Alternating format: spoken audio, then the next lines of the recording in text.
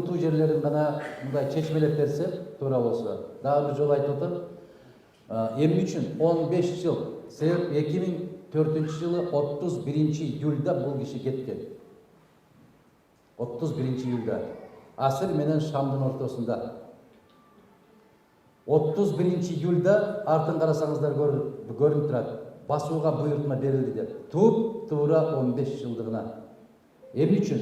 Себеп бул кишини тааныбай баратат деп. Себеп Исхак Разаковго эстелик ачып, Жусуп Абдрахмановго эстелик ачып, Баял Исакеевге эстелик ачып ысып көлдү. Мына биздин бүтүн Кыргызстан партиясы. Бир кишиден бир сары чака алган жокмун мен. Партиялаштардан да калган жокмун. Мына ошолорду тургузуп, улуттук университеттен келип сурасак, балдар сурамжылоо жүргүздү.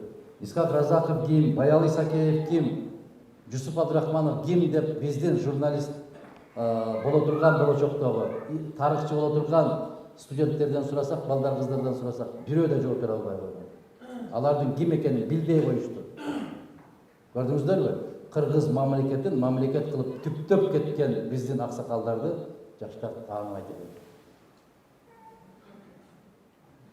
Мына ошондой окуяга учурабасын деп, кичине болсо дагы бир тамчы болсун деп биз ушу китепти чыгарып атабыз. Эгер китептин тегерегинде, Абсамат Масаличтин тегерегинде суроолор болсо, мен баарына жооп бергенге даярмын. Эгер саясий суроолорду берген болсоңуздар, Мадумаровду билесиздер. Мен үчүн жашыгын тема жок. Баарына ачык сүйлөшөбүз. Ошондой.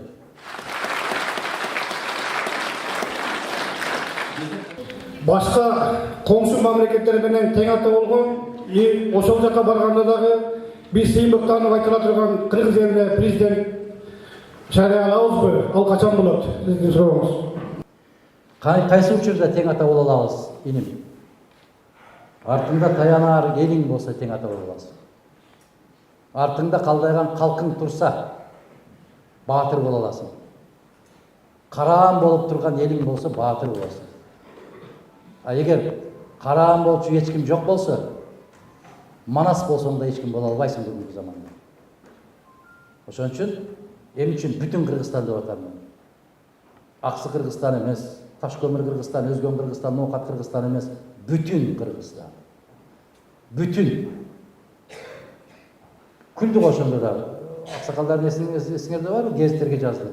Кыргызстан эмне бөлүнүп калыппы, жыртылып калыппы? Бул не деген сөз экен деп. Азыр карагыла, ар бири чыгып сүйлөгөндө элибиз аман, жерибиз бүтүн болсун деп бата кылып баштады. Мына сөздүн күчү каякта. Болобуз иншалла. Биз ошол максатта жашап келатабыз, ушул максатта жашай беребиз.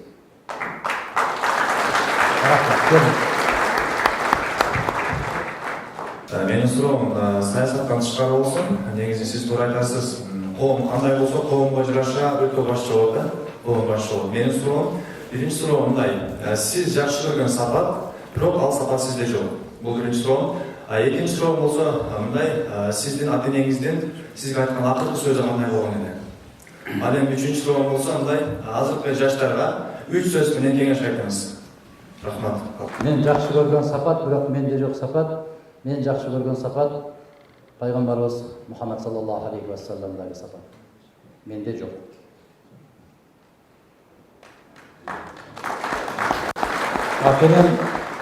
Ата-энем мага акыркы сөздөрү дээрлик мен эс аткандан беркиле сөздөрү баары бир эле сөз болуп келди. Атам айрыкча. Көптүн катарында көлөкөдө күн бак деп Кудайдан тилеген эмесмин деп элем.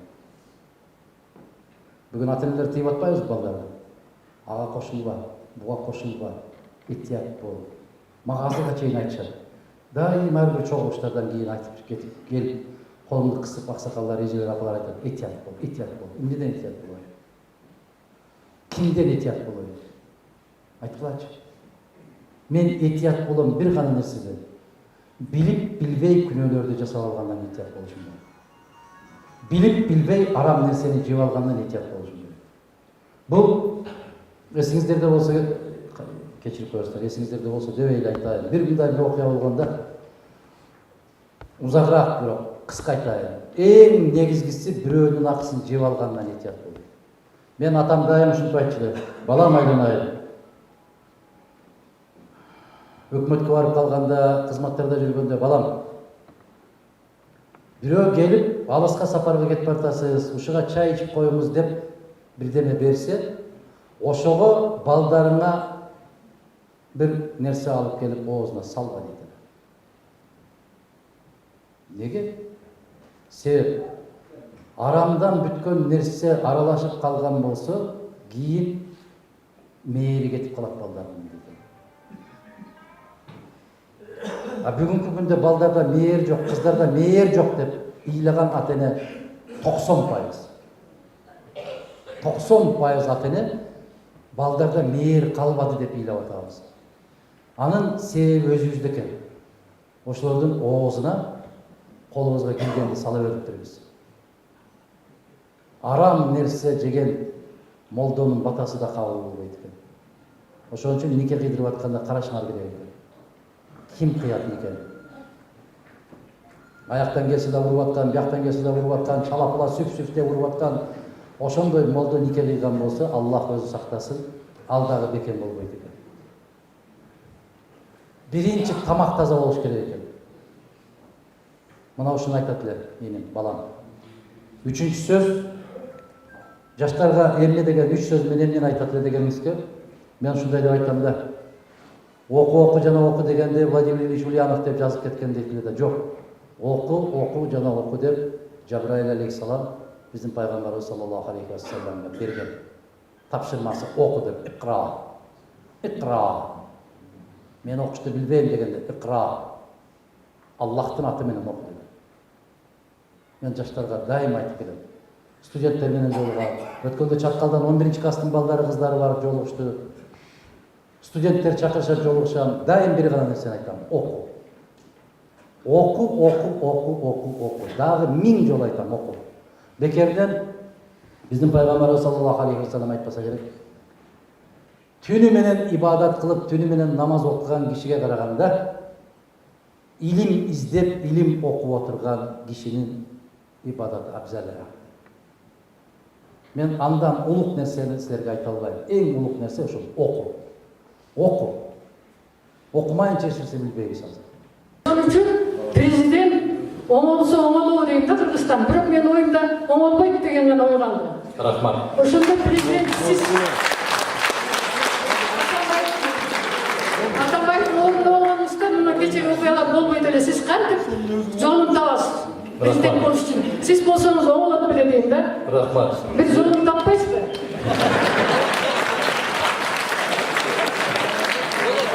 Өткөндө апа Алла разы болсун. Ниетиңизге рахмат. Мына сиз азыр пенсиядан деп атасыз да, өткөндө бир жаш кыз 11-класстын кызы экен, ошол жолугушуп өткөрүп атып, дагы президент болбой калдыңыз, дагы 6 жыл күтөбүзбү? Мен чыдабайм деп ыйлап жиберди да. Түшүнөм, элдин көкүрөгүндөгү, жүрөгүндөгү муң зарын түшүнүп турам. Тилегиңизди түшүнүп турам. Билесизби? Бир амалын таппайсызбы дейсиз. Амал мен ар бир маселе боюнча элге кайрылып атам. Башта тез келчү элек эмне үчүн? Бизди КТР, ЛТР деген жакын жолотпой, радио деген жолотпой, эч нерсеге жолотпой, биздин үнүбүз жетпейт эле. Гезиттер дагы бизди чыгарса, тескерек басып чыгарат эле, оң чыгарбайт эле. Азыр мына чыгып калган. Азыр ушул чыгып калган. Мына эжелерим азыр мындай ошону карап коюп отурушат. Бир жерде өзлөрү бир жерде отурушат, бирок бүт ааламдан кабар алып отурушат. Ушул нерсе чыккандан бери мен түз кайрылып атам. Ошон үчүн үнүм жетип атат го деген ойдомун. Менин пикирим сиздерге жетип атат го деген ойдомун. Эми кандай амалын табыш керек? Амал бир гана Аллахтын колунда, анан себепчи болгон элдин колунда. Менин колумда андай амал жок. Эгер биз каалайбызбы, болобу. Себеп Аллах Таала пайгамбарларга дагы укук берген да. Мисалы биздин пайгамбарыбыз саллаллаху алейхи вассаламга Жабраил алейхиссалам келип айткан. Падыша пайгамбар болосунбу, же кедей пайгамбар болосунбу? Дегенде биздин пайгамбарыбыз мен кул пайгамбар болом деген. Мен Аллахтын кулу болом деген. Караңыз. Адам өзү тандайт экен. Пайгамбарга да ошондой тандоо укугун берип атат. Же болбосо Nuh aleyhissalam 950 yıl жашаганда ölümdün периштеси Azrail aleyhissalam gelip men senin canını algаны geldim degende kant деп ушундай эле тезби десе ушундай буйрук дейт. Эгер кааласаң Аллахтан дагы жаш сура дейт, дуа кыл дейт. Дегенде ошо Аллахтан вахий келет экен. Мынау жанында турган өгүздүн канча жүнү кылы болсо, ошончо жыл өмүр берейин дейт. Андан кийинчи деп Нух алейхиссалам сураса, андан кийин өлүм дейт экен. Десе анда азыр ал дейт экен. Мен баш тартам дейт экен ошончо, мүмкүн 1 миллион жыл. Баш тартам дейт экен. Себеп бул деген сөздүн мааниси эмнеде турат? Эртеги кечки барар жерибиз ошол. Баары эч ким качып кутулбайт. Эч ким качып кутулбайт. Тандоо ушунда болот. Адам өзү тандап алат. Каалайсыңбы? Бул жашоодо 70 жыл, 80 жыл кыйналып жашайсыңбы?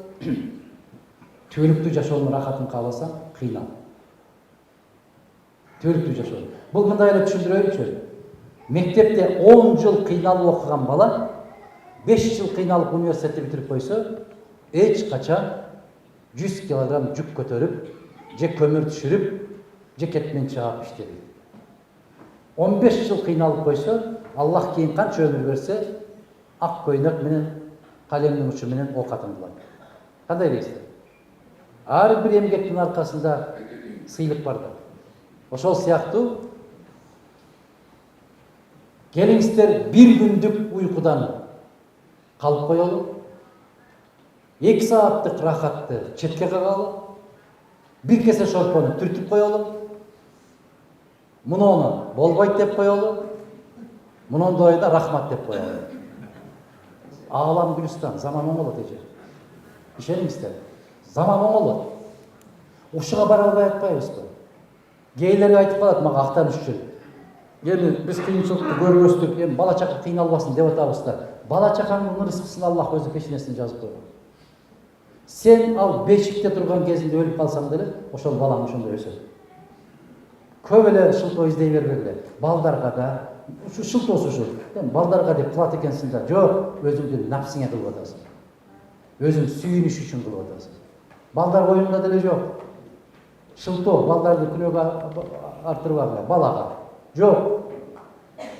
Ошон үчүн биздин элибизде эмне дейт? Жакшы ат, жакшы ысым. Паланчынын баласы деген ат. Балага 60 жыл азык болот дейт. Атадан калган байлык балага асык атпайт дейт. Эмне үчүн айтат? Шалы бар кемпир, шалдуу кемпир. Күйөөсүнүн тапканын ойноп жейт экен. Баласынын тапканын ойлоп жейт экен.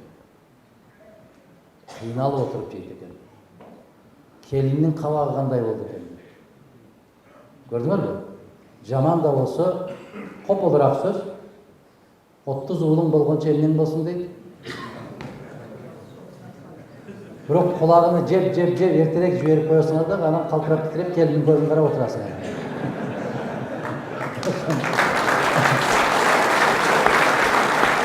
Рахмат. Баарыбызга Аллах инсап берсин. Келиңиз. Sen karandaş менен дептер алып, экранга чыккандан билебиз. Шумалга чейин кандай жүргөнүн, кандай турганын. Мен мындан эмне айтмакчы. Өткөндө мен Орусчага бир жерге бардым. Барсам, кайдан келдиң деди көп турган адамдар. Арасынан мен Аксыдан келдим десем, бар тиктешип, Орусга чыгарып атышты. Бул эмгек сенин эмгегиң, Аксыны сен көтөрдүң, сен келге жеткиздиң.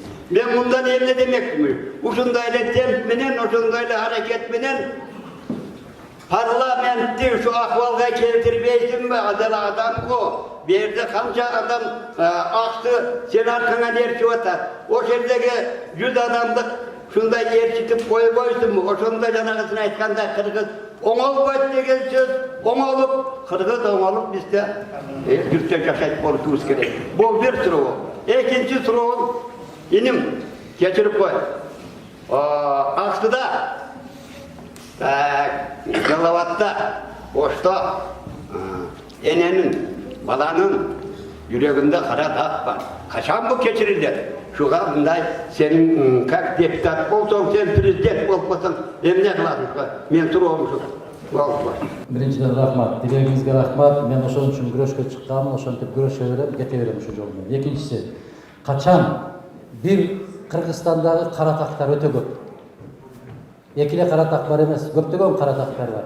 Oşolordun bari, emin üçün bütünдөй bari jarmaşıp, bir wagt kelgende jarmaşıp, oң tarabı, sol tarabı dagı bari mağa karşı çıkışat. Bilesizlerби? Ушул нерселер агарып кетпесин деп чыгышат. Себеп ошолордун тиешелери бар. Себепчи ошол тактардын калышына. Аллах насип кылган күнү чыгарат. Менин бул жашоодогу максаттарым да ошол. Кудай кааласа чыгарыш керек. Seni ben şaylap жүрген şaylap. Өткенде ушунчалык баягы акчага берилип калган жаш балдар бар экен да өзүң көрүп турсуң го. Бизде 3-cü orunda dedi. Елден азыр дагы елдер сени гана көксөп турат. Şunu bir düşünsünler dağı elini hiç vakta emek var. Elin seni kolday, seni geleriki şairde kudaklarınızda deputatlık şairde o seni emek oluşuna biz öte dilektaş biz iyi hareket kılavuz. Rahmat ağa. Ama ötünde sen deputatlığa ötkürsün yani. Bırak Çünkü saat 12'de birinci orunda edeceğim, ertemenen min doğuşu uçup gitti. Aklı oldu. Doğru. Ondan sonra bilgi kaçırdı. Adamlar kaçını verdi. Evde işten, el seni şaylar, el seni kollar. Ömrümüzün kolu, bu da kalırsa şu prezident, birinci deputat bu. Annemin prezident. Болсун. Ала туура айттыңыз. Эми ошолордун баарын өзгөрткөндөрдүн тагдырын караңыздарчы. Мына ошо баштакы борбордук шайлоо комиссиясынын төрагасы мойнуна алды, кийинки президент мойнуна алды. Биз 2 жолу тең өткөнбүз. Бирок ошону өткөрбөй койгондордун тагдырын карап көргүлөчү. Баары тордун ар жагында жатат. Ушул эмнелик кара санат айлык. Эмне үчүн? Себеп элдин арасында ар кандай бар. Бир назардан түшүп калат, же бир каргыш айтылып калат. Аллах ошондон сактасын. Бирок ошол жерге барып 10 жыл төшбелги тагып, бүгүнкүдөй болуп, элдин көзүн карай албай жүргөндөн көрө 10 жыл ошол жакта отурбай көчөдө жүрүп, сиздер менен тикеме-тике жолугушуп отурган мен бактылуумун. Пайгамбарыбыздын хадистеринен бир нерсе окудум мен да. Илгери баягы мусулман динин кабыл алып аткан учурда бир үй бүлөнү сен мусулман динине кирбейсиң деп төбөгө тарттырып аялын да эрин дагы ачасынан айырып жиберген экен. Анан эки уулу калган экен, ошо эки уулунун бирөө кичүүн төбөгө байлап эми тарткыла айырып таштагыла деп атканда акеси база калып, "Жок, мен мусулман динин кабыл албайм. Мен баягы силердин диниңер менен эле болом" деген экен. Анан акесин кечирген экен. Кечиргенден кийин бул акеси пайгамбарга барып айтыптыр, пайгамбар, мен күнөө кылып койдум, ушинтип үкөмдү куткарып алдым деген экен. Дегенде тилиң менен айттыңбы же дилиң менен айттыңбы деген экен. Дегенде тилиң менен айттым деген экен. Тилиң менен айтсаң боло берет, дилиң кетпесин деген экен. Дил жүрөктүн иши, тил тилдин иши, тил менен сүйлөп кое берет деген экен. Эми ушу Адахан мырзага мен, наверное, 3-cü жолу бата беришим. Dil менен береличи. Кана. Bismillahirrahmanirrahim. Allah'da ata yok, batada kata yok. Allah Teala mal kulum desen kıdıratan buldosun. Çıkan aktı gereli, çin dilden bata bereli. Alakandı gereli, ak dilden bata bereli. Başparmaktı baldaylı paygambar bata arınaylı. Ortonku oldu ondaylı, on batanı oylaylı. Ağır çatkan adı olmuş ömürden versin. Bulaktay tünektirde veren kömülden versin. Çırpıgın ölçüp çınar olsun, butağın ölçüp munar olsun. Kirgen suda şarkırap, tolğun ayday jarkırap, uçtuğun aycalan ölsün, oğul kızın ölçüp kögörsün. Tüktüğün ayzağı versin, tüvelikle köversin. Ketpes göylep versin, gerilgen söylep versin. Alal emgerinden versin, beşene terinden versin. Ey yaratkan Allah, jardı kılva malga, ağıl tögül açtı uğul, adevi artık baştı uğul. Uğullardan egizdeper, telegeyin tegizdeper. Kızların çürek olsun, suğların yürek olsun. Korbolun koy olsun, közlüğünün toy olsun. Ailen kesepsiz olsun, elin esepsiz olsun. Konuşun çok olsun, babası yok olsun. Ey yaratkan Allah, talpından talant versin, çalgında kanat versin. Akılman bol, dağına bol, halk için kan korpağına bol. Çarpılgandın çamasın bil, akkanadın arasın bil. Kuvanışlardın turağı ol, ulu işlerdin bulağı ol. Yaxşılıklardan ınağı ol, zöndömdüğünü bulardın ağı ol. Meyrindülük çırağı ol, sabırdığının ınağı ol. Kösemdüktün uranı ol, halk söyler çıganı ol. Ülgülünün çınarı ol, tuğralıktın tumarı ol. Ey yaratkan Allah, kalıbınday kösem kıl, diyeden çereyi çeçen kıl. İbrahim'den baktısın ver, Süleyman'dan taktısın ver. Aç gözün gözünden sakta, karaceydin tökünden sakta. Yamandık doğruasın, özün de üy bilömde oğruasın. Yolun sılır olsun, yoldaşın kıdırık olsun.